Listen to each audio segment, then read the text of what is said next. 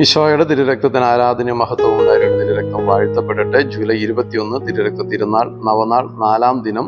നിയോഗം: സാമ്പത്തിക പ്രതിസന്ധികളിൽ രക്ഷ. 1 പത്രോസ് 1:18-19.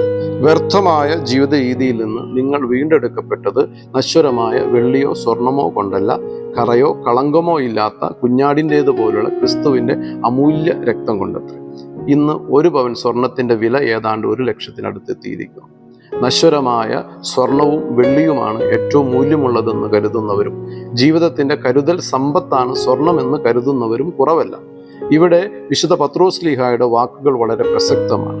നമ്മെ വീണ്ടെടുത്തത് നശ്വരമായ സ്വർണമോ വെള്ളിയോ കൊണ്ടല്ല, കർത്താവിൻ്റെ വില തീരാത്ത തിരുച്ചോര കൊണ്ടാണ്. എൻ്റെ ജീവന്റെ വില ക്രിസ്തുവിൻ്റെ രക്തമാണെന്ന വിശ്വാസബോധ്യത്തോടെ നമുക്ക് പ്രാർത്ഥിക്കാം. സാമ്പത്തിക ഞെരുക്കങ്ങളിൽ ജീവിതം വഴിമുട്ടിയവരെ അങ്ങേ തിരുക്കരങ്ങളാൽ താങ്ങി തിരുരക്തത്താൽ രക്ഷിക്കണമേ. ആമേൻ. തിരുരക്തം നമ്മെ രക്ഷിക്കട്ടെ.